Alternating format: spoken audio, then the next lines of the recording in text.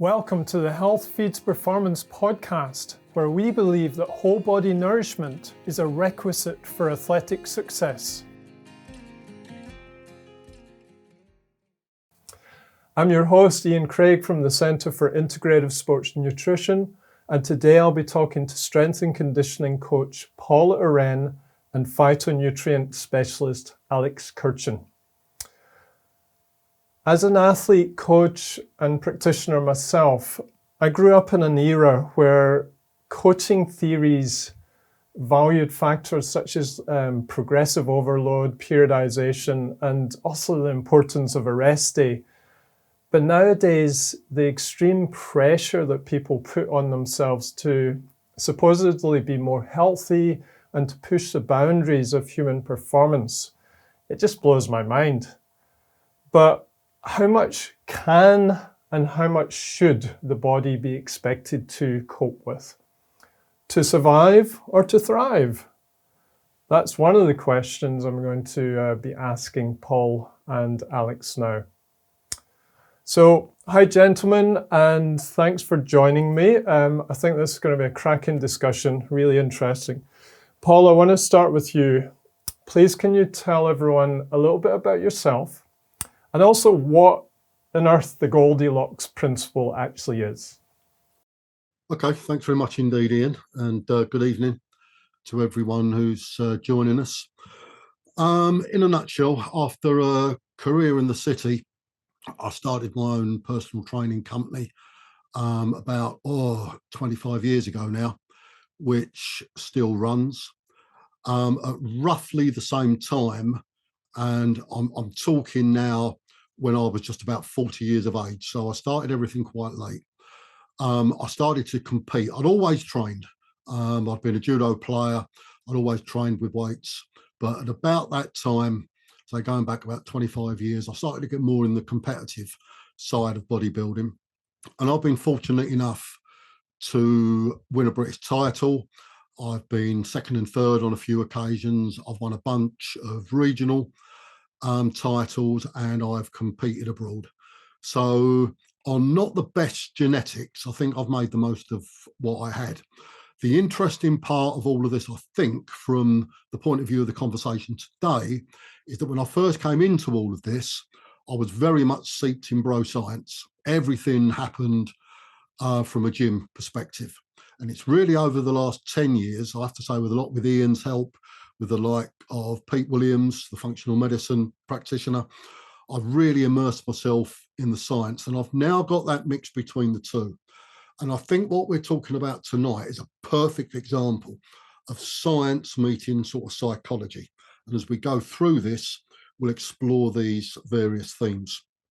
So what we're talking about with the Goldilocks principle is, for those of you outside of the UK, or for those of you who never had a childhood, there was a childhood tale of Goldilocks and the Three Bears. And as part of this tale, Goldilocks broke into the Three Bears' house. Now, there were no bears there, but there were 3 plates of porridge on the table. And being hungry at the time, she dived straight into the first one. And it was, no, it's far too hot. Tries the second one. Oh, no, it's cold. Got to the third one. It's perfect. Finishes the bowl of porridge. So we're using that as an allegory for our training. Is there such a thing as that perfect bowl of porridge as far as our training and dietary practices are concerned? Are some things far too hot? Are some things far too cold? Or do we need to stray into these areas from time to time? Perhaps if Goldilocks was in the Arctic, the red hot porridge would have been the one that she would have gone for. So context becomes very important here. So on that note, I hope that I've summed that up. I've summed me and the Goldilocks principle up. So I think that's about it, Ian. Thanks, Paul. Context is key. Right, Alex. So you presented for us last year a webinar on hormesis. So hormesis, I feel, forms a core element of this Goldilocks principle that we're talking about tonight. So just like Paul, if you can introduce yourself and also extend into what is hormesis? Why do we need to know about it? Yeah, thanks very much, Ian, and thanks everybody for tuning in. So yeah, my background, I trained as a chef originally, so I had a food background, worked in vegetarian food, always loved science, and that kind of led me into that sort of middle ground where I became fascinated in that connection between perhaps what I was eating and preparing and how I could get better performance for myself. And as I studied nutrition more, started working with more sort of clients one-to-one and just people wanting to pinch ideas and advice, it just started to sort of get, you know, a lot more interest into how food could really feed health and performance, really, with how it could bridge that gap.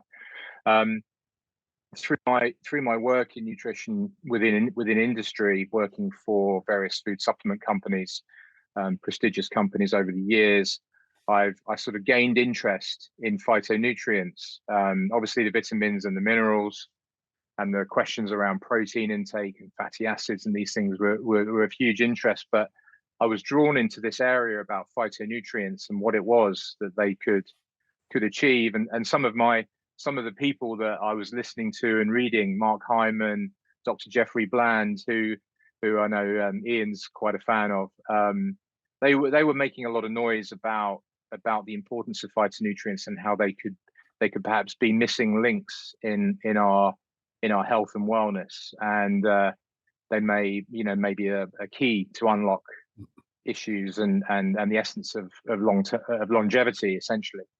But what I started to hear was this term hormesis, and it was being coined when discussing certain phytonutrients. And the other things that were also being spoken about were cold immersion and sunlight, intermittent fasting. But there was a number of triggers that were like essentially low dose stressors. You know, low dose intake or exposure to a stress that could trigger a positive outcome, could trigger a positive response, and actually a cascade of adaptive responses in the body that could further our long-term health. And you know, and I think we've all experienced that kind of immediate health benefit when you have a sauna, or, you know, and you go and jump in an icy pool, that how good you feel, or you come in from a cold run, or being out in a club cycle ride, which I sometimes do and find increasingly more difficult with the weather. But you feel invigorated. And I did a bike ride just the other day, and I hadn't been out since like end of last year, and I just realized how good I felt and how it elevated my senses. So I think, you know, you read in the research, but then you apply it and you actually feel that benefit, that trigger, and it feels almost like a cascade. So I think there's a sense. I think there's an intuitive sense that you know that comes through with this hormetic effect. So essentially, it's nutrition. It's about diet. It's lifestyle. It's what we expose ourselves to, and it's finding that sweet spot, which I think is something that we're trying to uncover, somewhere we're trying to get to. So I hope that sort of dovetails into what Paul just said. Thanks, Alex. So that's a good explanation of hormesis. We need to stress the body to a certain point to get adaptations, get adaptive responses. And you mentioned nutrition or certain nutrients, plants, cold water immersion, heat exposure, training, exercise is another hormetic stressor. So we need to stress the body. So over to you, Paul. I just want to ask, what are the main drivers through training that you would choose to use to create a hormetic adaptive response? I think if we look at client sort of 101 to start off with, so you've got a guy or a girl coming to you, just wants a bit of weight loss, put on a bit of muscle, get fitter, live a little bit longer. We've got a deck of cards, another analogy, I'm afraid, but we've got a deck of cards that we can actually use. And within this deck of cards, rather than having the suits of spades and hearts, etc., we've got the various components of training. Now, Alex has already mentioned diet, and obviously that's going to be a huge one. But if we can just take that out and park it for a minute, if we're just looking purely at training and some of the things we've got there, we've got hypertrophy training to actually put on muscle. And that is driven mainly by something called mechanical tension and metabolic stress. I can enlarge on those, Ian, at some point if you want me to, but for the moment, I'll keep going.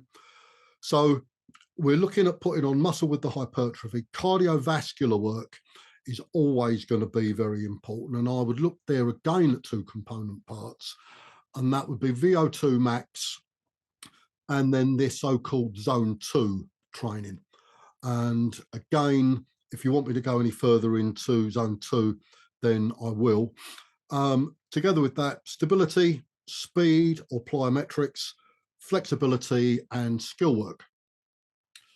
And this is going to be the same deck of cards for everyone, but it's very much going to depend on who your client is, what their goals are, what their ecosystem is a phrase that I band about quite a lot, is what makes them on exactly what we're going to use. So for a bodybuilder, it would be mainly hypertrophy.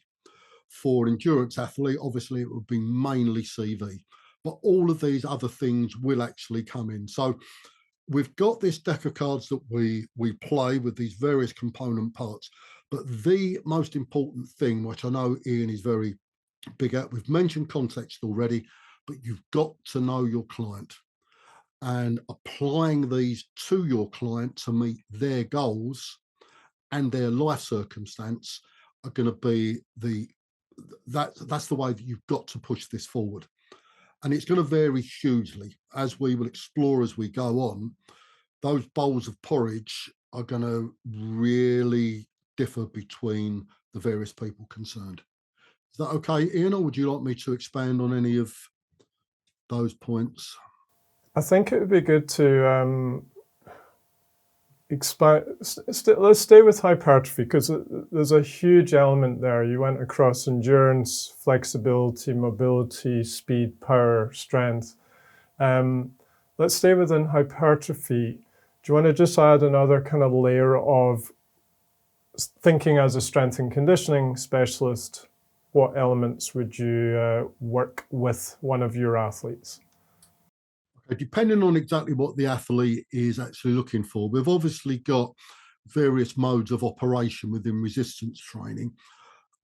Free weights, obviously, machines, band work, kettlebells. There's a number of things that we can actually use to provide. And what we're looking to achieve is an overload, is a resistance overload, a progressive overload on that athlete. So where we start can't be where we finish. For everyone, if I'm looking at an athlete who's already up and running, then we're not going to need to worry about it. If we're looking at someone who's just come to the gym for the first time, we're going to have a degree of neural adaptation, first of all, before any form of hypertrophy actually takes place.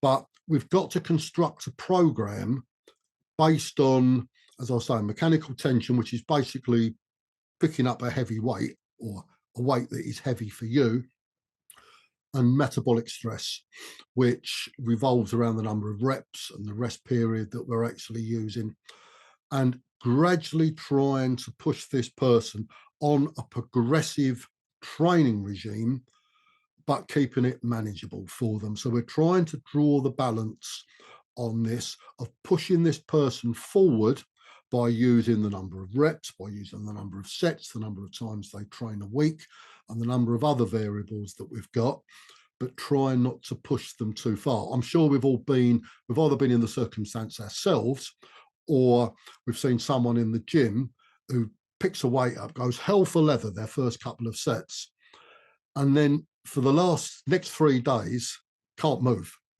They're doing the Boris Karloff walk as they come into the gym on the next few occasions. Now, there's arguments to say that maybe you can still train when you've actually, but for someone who, particularly if you're just starting, That is off-putting. If you can't sit on the toilet or get off the toilet for 3 days, then it's probably going to put you off resistance training for some while. So there's a degree of management, and everyone has got different thresholds. You can't say you should do this for this number of reps and that will therefore avoid muscle soreness. I've had it absolutely across the board. I've had people soak up whatever you can actually put at them within a few weeks of training. I've had other people, just one or two occasions, fortunately no more, where they've literally done a couple of body weight squats and they're holding on to the sides. No, I'm sorry, that's it. I can't do any more. So once again, it's getting to know your client, and that will only happen over a period of time. And this is where the psychology, I think every coach, particularly when I was coaching without all of the science going on, I got to learn people. And I think that is hugely important in all of our coaching. We'll come on later to coaches' responsibilities within all of this, which again, I think is hugely important, because with some of our athletes and some of the guys I've coached, some of the girls and guys I've coached, you're using quite extreme measures. But you've always got to ask yourself about your responsibility to the client. Does that enlarge on things a bit more? That's lovely. That's one of the best explanations of progressive overload I've heard. So, guys, anyone listening, progressive overload, that's a really, really key component of our discussion. Alex, what would then happen if we didn't do the progressive overload and you started going out on your bike every day for several hours, just like the pros do? What's the physiological consequences, and can you drag that back into the hormetic model that you eloquently described earlier? Yeah, it would be a challenge for me to go out and do that kind of level. But you do hear cases of people, taking on huge challenges, and they readily admit this is either going to kill or cure. And there is a kind of hormetic sort of statement. It's what is it? It's in the song, isn't it? What doesn't kill you makes you stronger. And I think there's elements of what you're saying and elements of what Paul's been describing. It's about that healthy adaptation, isn't it? Can you rise to it in a healthy physiological state, or does it put you into some sort of adrenal overdrive where there's a lack of capacity to cope, and you're unable to buffer it, so it's sending you into hyperacidity, or it's affecting your hormonal balance and your sleep.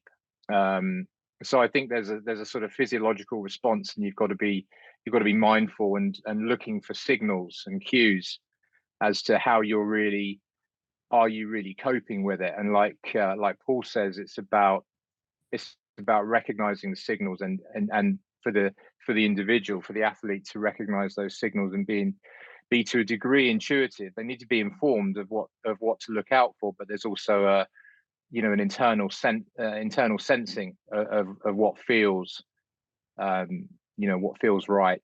And certainly if I was going to start training to that level, I'd want to be putting certain measures in place with my diet to help that coping strategy.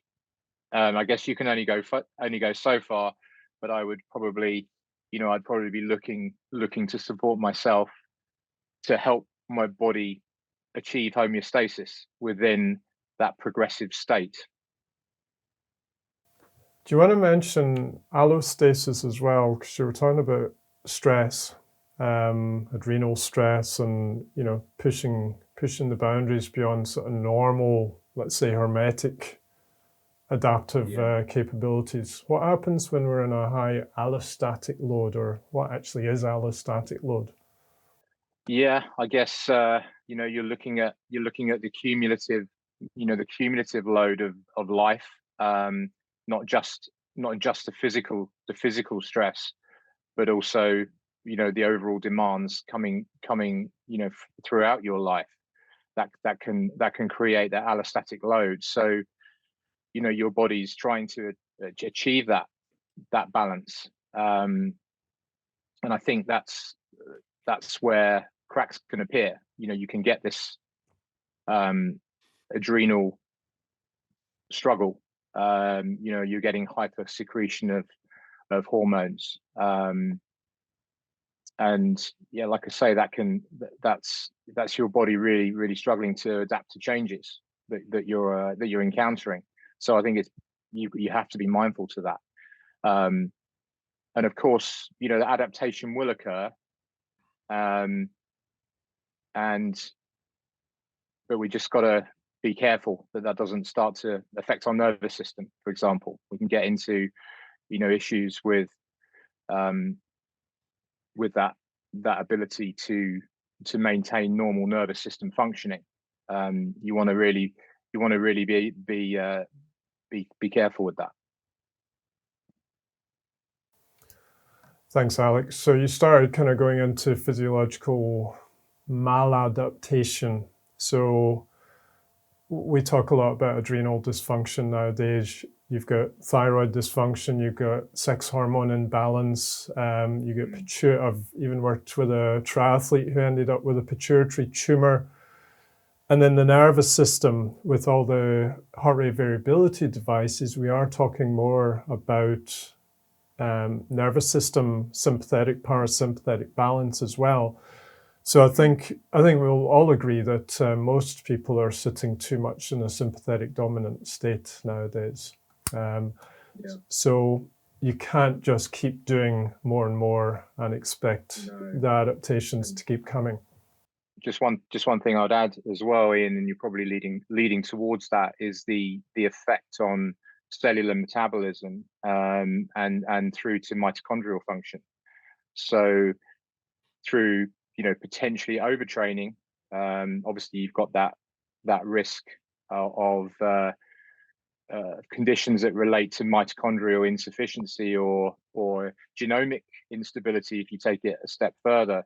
And I think this is where hormesis has a role to play, where we can, it's about, in the first instance, we've got to get out of a comfort zone, which is a positive place to be, and that can happen for general people, but also into athletes as well. I guess you can get into a comfort zone and not go a little bit higher, not push over the boundaries. But I think it's important that being aware of energy systems, feeling fatigue and chronic fatigue, those are obviously major concerns. But through hormetic stimulus, through choosing the right kind of phytonutrients, applying certain principles of different systems of approach, whether you work with sauna. They say the Finns are the most happy nation on earth, don't they? I think they've got more saunas than people. It's a beautiful model. So saunas and cold immersion, we know there's adaptation, incredible diverse range of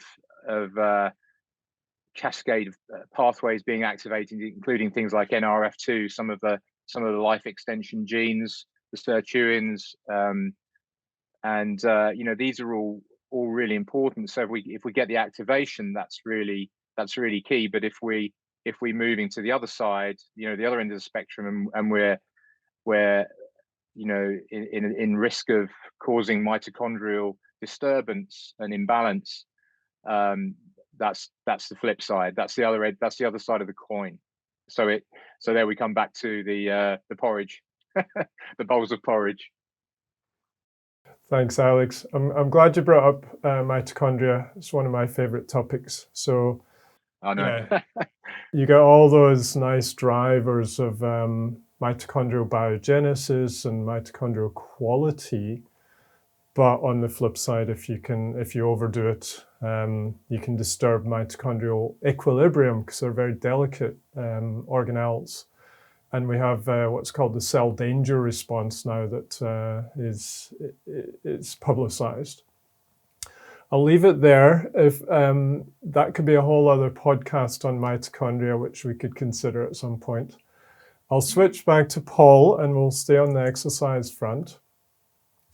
So we've just sort of talked about this double-edged sword, Paul. But you know what I've seen over the last 10 years is athletes, often recreational, almost like defying logic. You've got CrossFitters doing just mammoth workouts and then going back again the next day and the next day to do more mammoth workouts. I've worked with triathletes who do all three disciplines each day, and you get people doing back-to-back marathons for several weeks now. I mean, it's just gone a bit nutty. So how do you think this is even possible? You know, can the body cope with this? Obviously, some people can. How can you explain this? I think that if you look back through time, I don't think that we're seeing anything particularly new now, but we're seeing more of it. So if we just spin the clock back a little bit and you go back to the first 4-minute mile, who would have thought 5-10 years before that a 4-minute mile would have been remotely possible? And now, you'll know far better than me, Ian, being a runner, but there's so many club runners, let alone international runners, actually doing 4 minutes a mile. If you look, talking of 4 minutes a mile, if you look at the marathon, again, 10 years ago, who would have thought we're looking at the possibility of doing a marathon in 2 hours? And the speed that these guys managed to attain, mile after mile after mile, moving more to my own power sports, when the first 500-pound clean and jerk was achieved, no one thought that would be achieved. And all of a sudden, everyone's breaking it because it's been seen to be done. I saw a video, I think it was just yesterday, of a lady benching 700 pounds. Now, any of you who actually train with weights, if you can imagine what 700 pounds is, then again, it's almost unbelievable. It's off the scale. And I'm sure they're doing similar things. Well, you spoke about similar things with endurance. But looking at this on a sliding scale, this is where it's so important to know yourself and know your athletes. Let's look at a sliding scale. Let's look at the person that I mentioned a little while ago, athlete 101 or recreational athlete 101. They've got a bit of training experience, but they've come to see you. They need a bit more strength, a bit more muscle, bit more. You're not going to put them through anything dramatic. You're going to use this progressive overload that we've spoken about quite gently. You're going to be quite gentle with the diet. You're going to get to know them. You're going to start building things up. As I say, when I first came into competitive bodybuilding, if I'd have said then that I would have won a British title, an awful lot of people would have laughed, because genetically, I was really not at the races, but I could train and I could diet. So I don't want to go into it. It's not the podcast for all the nuances of it. But particularly when I was dieting, I weighed every component of every meal for 16 weeks, a couple of times a year. So I knew exactly what was going in. I would train my backside off. We talk about going to failure, you've gone to failure with squats or deadlifts if you have to lay on the floor for 15 minutes afterwards. Now, this was me, but I was 40 odd years of age. My home life was quite settled.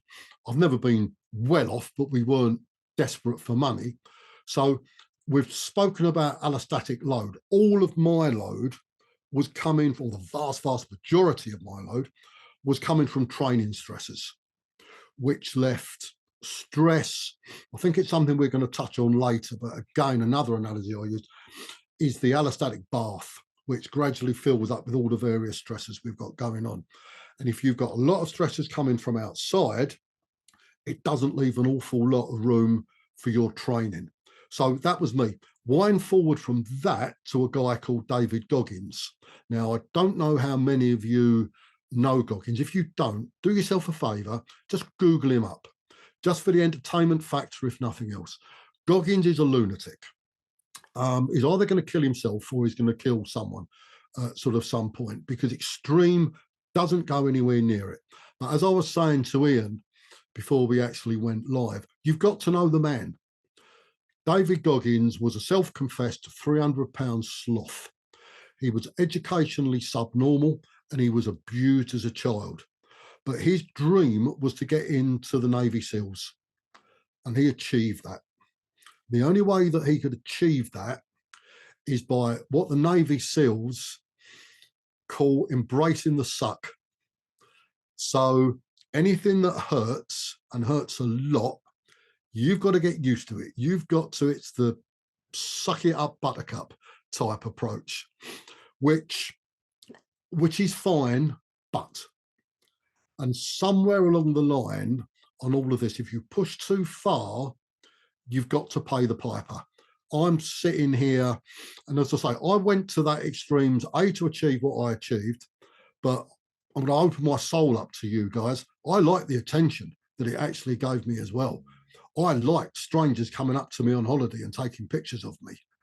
I liked the press coverage that I got. I'm not afraid to actually say it. The 10 stone me before has now become a 16.5 stone, and I enjoyed the whole journey. I'm sitting here talking to you now. Both of my shoulders are a bag of rusty nuts and bolts. I would like to think, touching wood, that's about the only problem that I've got. What problems Goggins has got, and this is where we've got to appraise our clients and ourselves of everything. So the two things I would really take out of this, we've got to know ourselves, we've got to know the drivers, we've got to be aware of consequences that might actually come out of it, and we've got to think long and hard in how far we actually push our clients. Thanks, Paul. I always rely on you for a philosophical viewpoint, and you gave us a personal philosophical viewpoint, so that was brilliant. Thank you.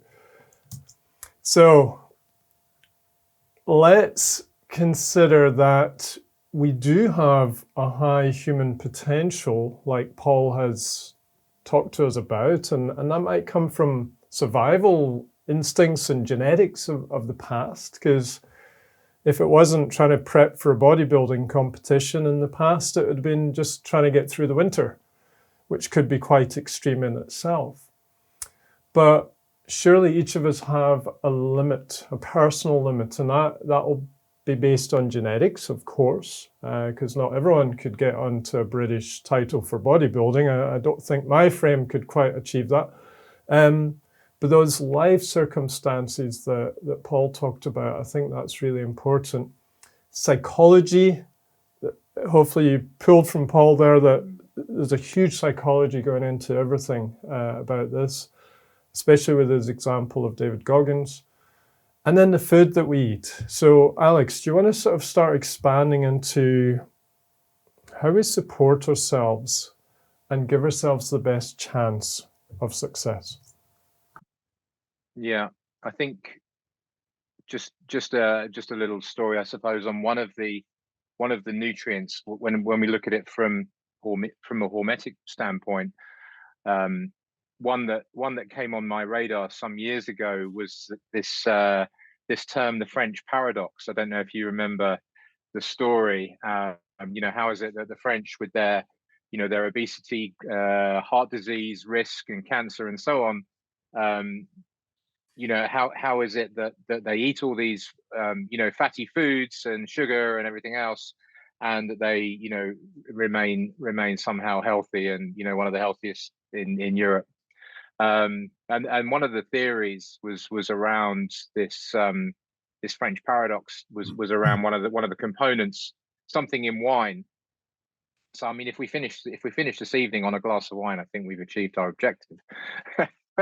but they were looking at the sort of complexity. What is it? Is there something in wine that's giving some sort of health protective effect? And it was thought that one of the compounds, resveratrol, was something that was conveying benefit. So which kind of like joins up the dots a little bit for me when I was reading about organic food, because I was sort of looking at some of the data sort of suggesting that organic food has a higher yield of phytonutrients, and that organic plants are also exposed to the environment, wind, cold, solar radiation.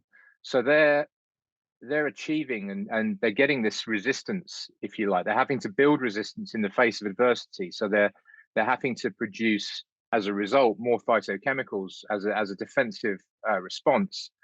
And when we consume those plants, particularly the organic ones, it's like the benefit is conveyed, it's transferred. So we're getting this. It's actually a xenohormetic effect, which you've probably come across before, or xenohormesis. So, there's another reason to go organic, and I know the cost can sometimes be a bit prohibitive for us, but if you can grow your own, for example, you grow your own veggies in an allotment or in your garden where there's wind and rain and everything else. These plants are going to be better for you. Not only are the vitamins and minerals going to be of a higher value, and from a chef's point of view, probably taste better, but you're going to be receiving more of those hormetic phytonutrients. So simple methods, simple message there. Consuming food like we would have done as from our ancestry. So, and going back to grapes, this compound resveratrol produced by grapes when they're growing. This is a protective phytonutrient, and it exhibits this hormetic effect. It will be a trigger for some of the key enzymes, the key transcription factors like NRF2, which is hugely protective. So it was really sort of seeing this particular phytonutrient, and I started to sort of read about hormesis and the other phytonutrients exhibited similar properties, things like garlic, walnuts, olive oil, olives. You start to see a plate appearing, don't you? Start to see a Mediterranean style, dining experience. So yeah, it was interesting coming from the scientific area, applying that kind of molecular approach with resveratrol as a phytonutrient that was being used for cardio protection, and then actually putting my chef's hat on and thinking, wow, the Mediterranean diet is offering also all these other phytonutrients. And guess what? They've all got phytoprotective, cardioprotective, cytoprotective effects. And they're all hormetic. And then you start to look at the research and think, well, let's look at it from a scientific angle. And let's see what comes up. If you start looking at hormesis and Mediterranean diet, guess what? They think that maybe hormesis is a driving factor for the success and wellness aspect of the Mediterranean diet, and maybe that's part of what conveys the benefits. But of course, the Mediterranean has got beautiful sunlight. People are outdoors. They're exposing themselves to climate. They're more active. They've got off the sofa and they're exhibiting maybe an intermittent lifestyle, which goes back to the research from Leo Fruinbaum. That's a really nice paper. He talks about intermittent living. So maybe we need to apply those principles like a pulse. So we do something, we're getting off the sofa, we're exercising, we're bringing in these phytonutrients, we're getting that exposure to the cold and coming in and warming up. We're activating those primitive responses, activating those pathways. We're being active. When you start to apply these different, and also social connection, that's one of the most important, and cognitive aspects. You bring those all in, it creates quite a powerful, both psychological and physiological paradigm for health. I was wondering if you were going to get back to the French paradox there. So you got close with the Mediterranean principles. I think it's an interesting one, but I don't know if they kind of I don't know if the final belief was yes, resveratrol is a key factor, which is why maybe we are drawn to drinking red wine, and the French continue, and they probably keep all their good stuff and we get the average stuff. But they do seem to keep remarkably well, and maybe that is part of it. But also, when you go to the supermarkets in France and Italy and around Europe, we always have the same conversations, don't we? Aren't those tomatoes amazing? Aren't their walnuts taste so much like walnuts? And then the stuff that we get in the supermarket is fairly bland. So maybe we're maybe we're compromised from a hormetic standpoint, from our geographics and our socioeconomic status. Thanks, Alex. You said a lot there, and really, really relevant. I just want to, before passing back to Paul, I just want to mention in sport, we've had this debate over the last 10, 15, 20 years about the antioxidant debate. And it basically suggests that, well, do we supplement athletes with antioxidants around exercise or don't we? Because there's conflicting research around, well, it might improve recovery status if you do supplement, but in other research, it actually bluntens the what's called supercompensation adaptive response afterwards. So you need a bit of that hormetic stress for good adaptation after exercise. So what I always do is come back to real food, because most of the research is around vitamin C, vitamin E, supplementation, quite high dose. But you come back to what our ancestors ate, especially the Mediterranean type principles that Alex has just spoken about, and you get real food. And you get tomatoes that taste delicious. I go to Greece quite a lot when I can, and it's just incredible.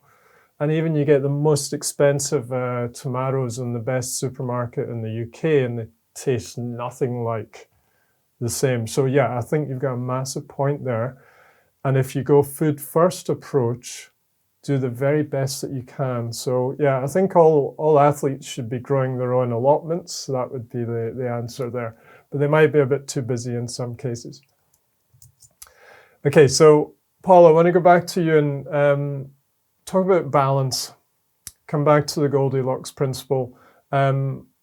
Overtraining by definition is doing too much training and blunting performance and getting decrements in performance.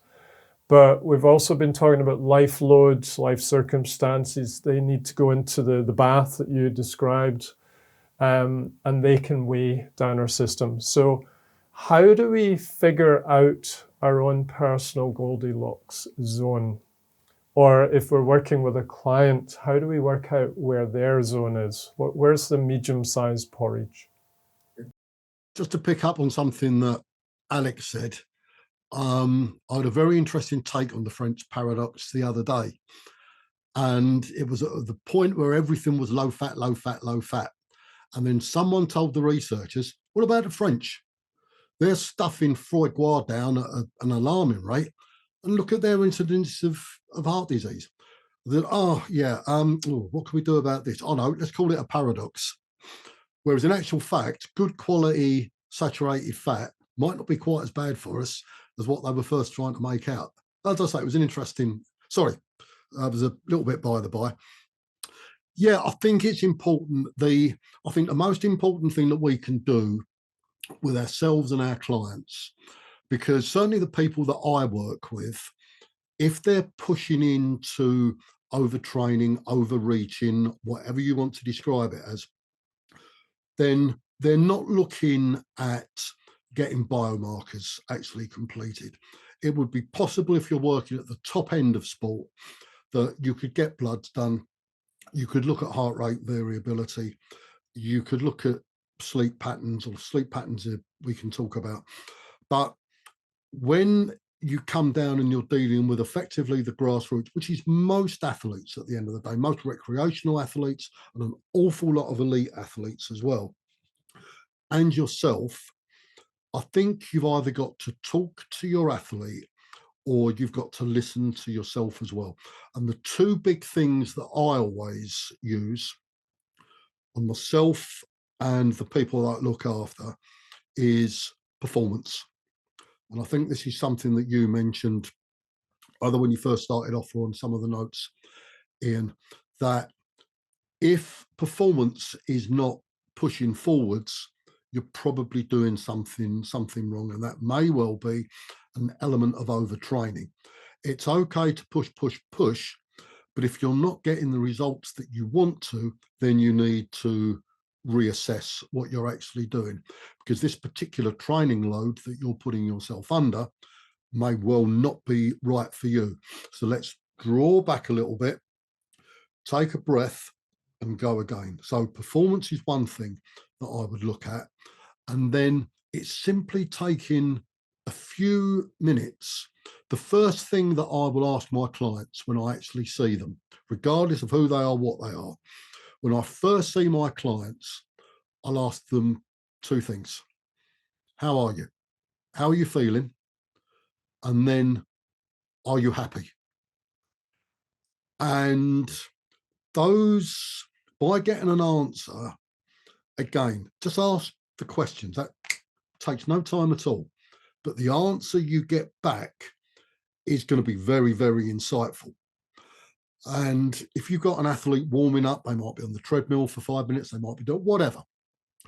Perfect opportunity just to get in there. Oh, as things, how was the last training session? How are you feeling? Muscle soreness? How did you sleep last night? And try and get some feedback from them. And then, as I say, everyone asks someone how you're feeling. No one asks if you're happy. And again, that is going to have such an impact on your training, on your life. And if you're miserable, I would say that that again could be a big indicator that there's stresses actually going on in the life. And you either address them through the training or the whole allostatic bath that we've spoken about now in a number of different areas, then you've got to assess that. Now, that's going to take time. The training's going to be the relatively easy one to address, and you can start looking at that. But those are the two things. As I say, we've got a lot of biomarkers actually out there that we can actually use. And there's a lot of high-end things that we can map. Again, how did you sleep last night? How have you slept since the last training session? How's your appetite been? And you're starting to build up a picture. And ask yourself the same questions. How do I feel? Why am I feeling like this? As the tax bill just come in, which has actually set you on a downward spiral. Or did you do 10 sets of squats the last time that you were actually in the gym? Or run a personal best on this? And you just need a little bit more time to recover. So not working at that real top end where we could go for bloods and, as I say, a lot of heart rate tracking, then those are the things that I would do. I know it sounds very simple, Ian, and very simplistic, but you can gain so much from just getting your client actually talking to you. And just while I'm talking about heart rate tracking and heart rate variability, I've got a love-hate relationship with these tracker devices. Whether it's a continuous glucose monitor, whether it's one of these watches, and it's like, oh, my watch told me I didn't sleep well last night. Therefore, I didn't sleep well last night. And that brings you down. Don't try and listen too much to any devices that you've going on. Believe you and me, there is a huge margin of error in all of these things. These things that track calories actually for you. There's up to a 90% margin of error on some of these devices. Be your own CEO of your life and your training. Use these things by all means, but don't let them dictate to you.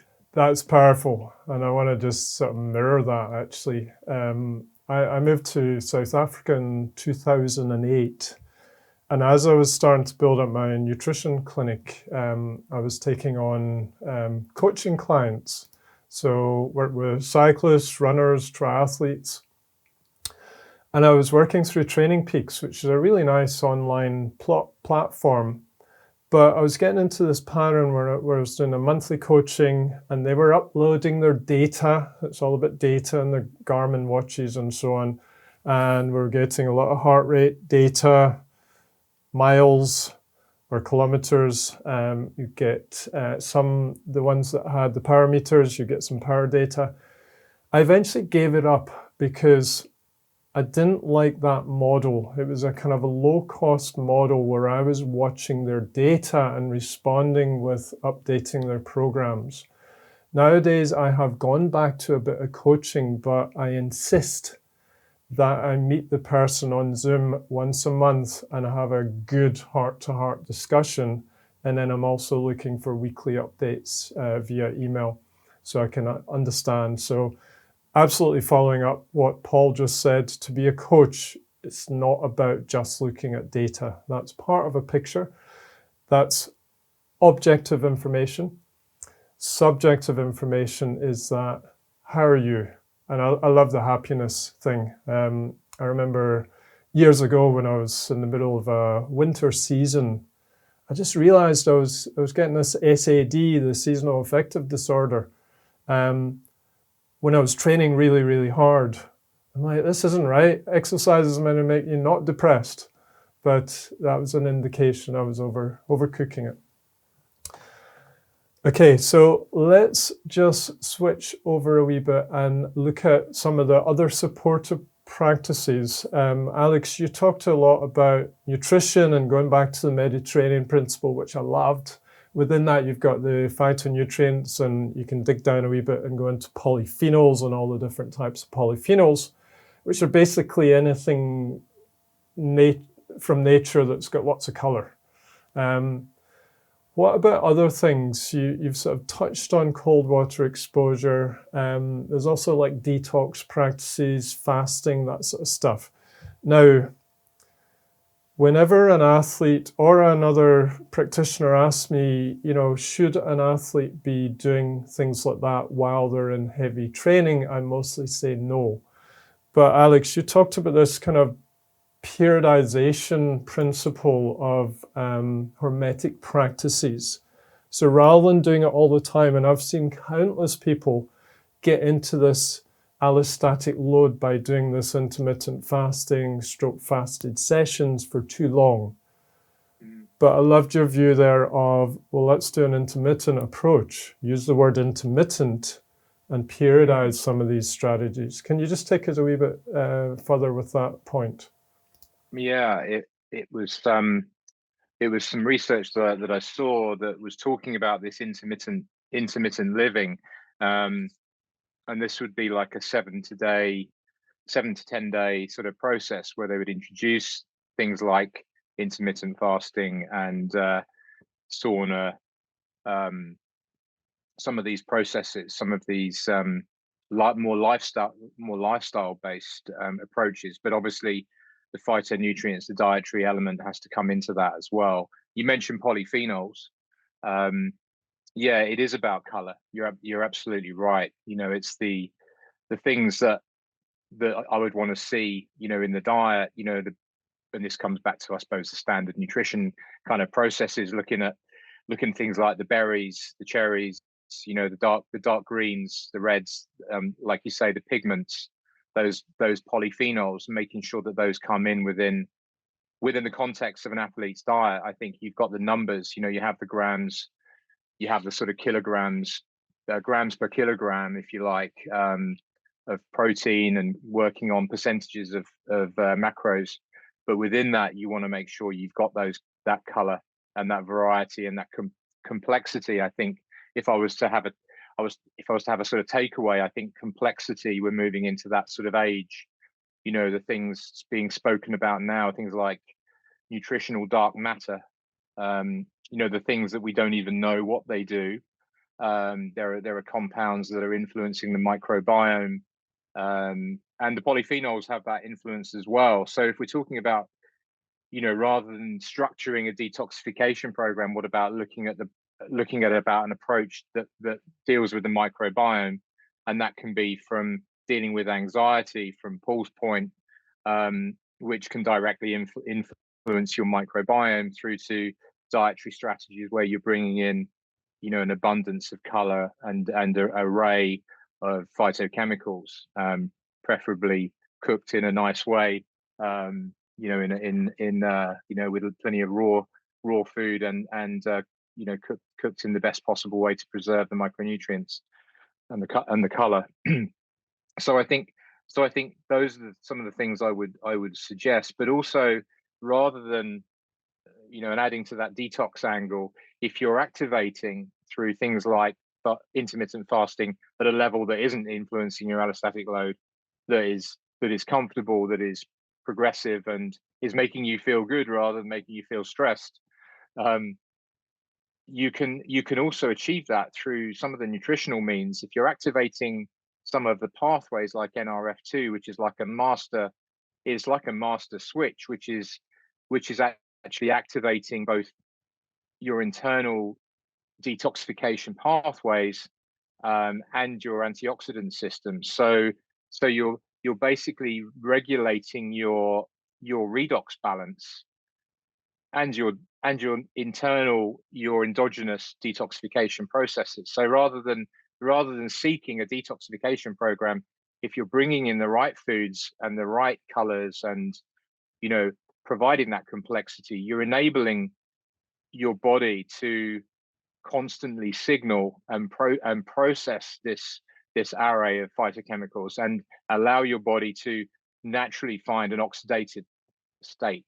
And getting that redox balance right seems to be a core thing. And those phytochemicals appear to be activating and providing that self-signaling process to support those signals that really bring that redox balance into play. Like you say, high doses of vitamin C, vitamin E don't perform well in the research and don't necessarily perform well for athletes in terms of both performance and recovery. They have their place, but it needs to be, like you say, with biomarkers and bringing that in. But the phytonutrients have a great role to play.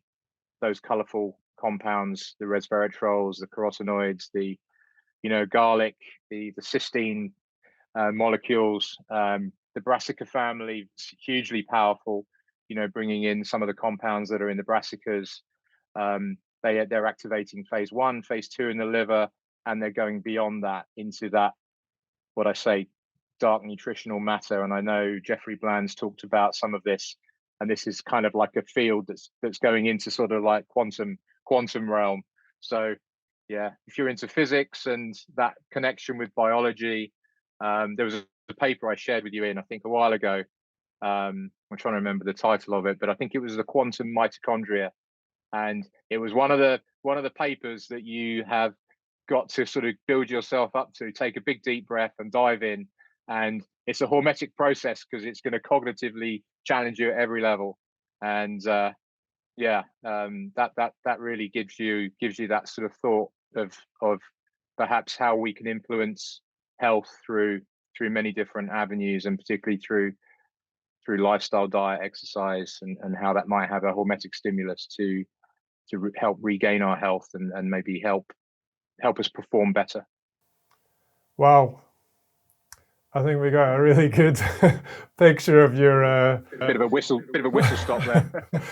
We got a good picture of your culinary stroke scientific mind there, extending now into quantum physics. So brilliant. Yeah, there's a lot more fodder there.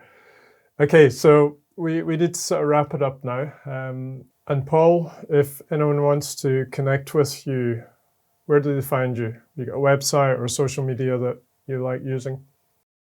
Okay, just Paul Ehren Co UK. That will find me. That will find the website. Facebook, it's Paul Ehren, Paul K Ehren. I'm on there. Similar with Instagram. And if you want to email me at all through the Institute, through CSIN, then I'm sure Ian will be happy to actually give out the email. Thanks, Paul. And Alex, any last minute take-home messages, and how can people find you? I'm working within consultancy angle for Nordic Nutrition. So you can find me at nordicnutrition.com, Alex at nordicnutrition.com, and that's Nordic with a Q. So yeah, feel free to email or come and visit the site for nutritional products that have the hormetic edge. Some beautiful products which I'm quite proud of. Thank you, Alex. Thank you, Paul. I found that a really stimulating conversation, so I really appreciate it. I really appreciate the generous input of Paul and Alex and all my other guests on the Health Feeds Performance podcast. To watch or listen to one of my interviews, please subscribe to our YouTube channel or follow us on one of the main podcast channels. I'd also really like to know what topics you would like within the sports nutrition realm. So come onto our website, it's www.intsportsnutrition.com, and you can also see the courses that we run on there. So thank you and goodbye.